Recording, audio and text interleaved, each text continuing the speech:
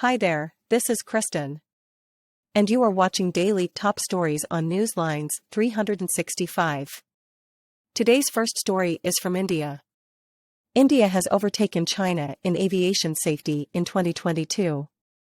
The International Civil Aviation Organization has announced that India has moved up to 48th place, which is its highest ever rank. 4 years ago, India was in the 102nd slot.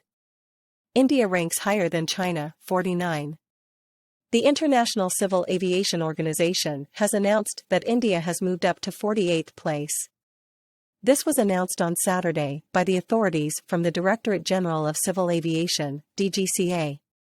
The higher ranking indicates that India has enhanced its measures to ensure passenger and crew safety. In addition, increased aviation safety in Indian airspace makes it possible for Indian Airlines to develop more rapidly in international markets since licenses for new services are simpler to get. Now news from the USA. The United States of America wants to put a stop to the Mpox public health emergency in January. Mpox, formerly known monkeypox cases, have plummeted in recent weeks, with just a handful of new infections being reported every week in the month of November. According to data provided by the Centers for Disease Control and Prevention, CDC, the number of Mpox cases has significantly decreased over the past few weeks, with just a handful of newly reported cases occurring each week in the month of November. Over the peak of the outbreak, which occurred during the summer, hundreds of new cases of infection were discovered every week. The level of public health emergency that the federal government declared in April of this year following an outbreak of Mpox that affected more than 29,000 individuals throughout the United States. There is possibility that USA will end public health emergency for Mpox in January 2023. Our next update comes from the EU. Russia says it won't accept a price cap and is preparing a reaction. In response to a decision by Western countries meant to cut a vital source of funding for its conflict in Ukraine, the Kremlin warned on Saturday that Russia would not accept a price ceiling on its oil and is reviewing how to respond. According to RIA's News, Putin said that Russia will conduct a speedy review of the accord. He predicted, Europe will live without Russian oil starting this year. Although non-European Union nations will be able to continue importing Russian crude oil by sea, the G7 price cap will prevent shipping, insurance, and reinsurance companies from handling cargoes of Russian crude oil elsewhere in the world unless it is sold for less than $60 per barrel. Importing Russian crude at a price over the quota might become more difficult, even for countries outside the pact. On Friday, a barrel of Russian Urals oil averaged about $67 in price. Now next news is from France. French citizens are facing worse power cuts and a tough time ahead. The head of French power grid operator RTE warned Thursday that France may face several days of power cut this winter. The government has begun advising local authorities on how to handle any outages.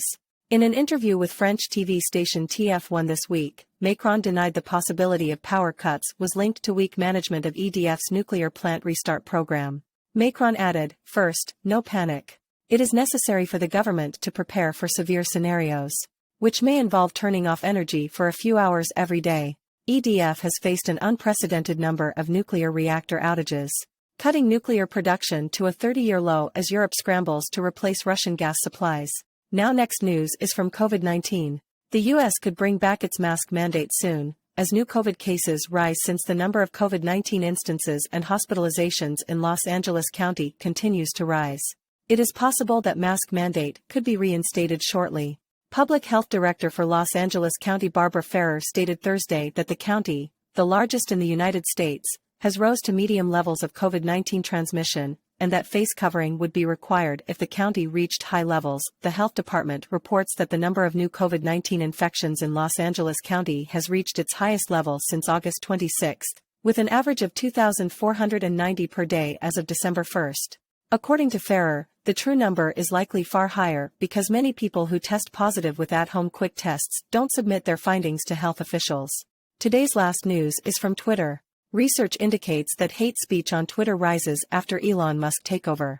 Last month, Elon Musk, the new owner of Twitter, said that hate speech impressions had dropped since he took over the company. But the reality is different. Hate speech on Twitter has increased drastically under Musk's leadership. According to the Center for Countering Digital Hate, under Musk, homophobic and transphobic insults have increased by 58 and 62%, respectively. Considering Musk's history of large layoffs and staff exodus, which has depleted the company's ability to enforce its content moderation regulations, which the billionaire has also publicly criticized. By publishing findings on Friday, two watchdog groups provided one of the clearest representations to yet of the rising flood of hate speech on the platform, suggesting that Musk's argument that hate speech has decreased simply did not hold up. That's all for today. You are watching Newslines 365. We would like to express our gratitude to you for viewing today's top news stories from around the world. See you tomorrow. Until then, goodbye, and stay safe.